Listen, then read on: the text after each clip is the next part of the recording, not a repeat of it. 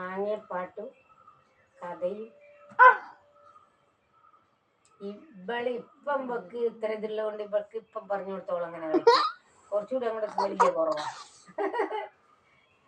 സ്റ്റേജിമെല്ലാം കളിച്ചിക്കോലോ രണ്ടാളും ഇതേ കളിച്ചിക്കോല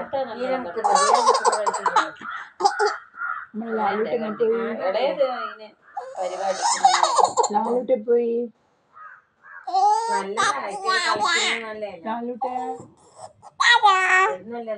ലാലൂട്ടെ പോയി അമ്പലത്തിൽ മാല എടുക്കുന്നവരുണ്ടാവൂല.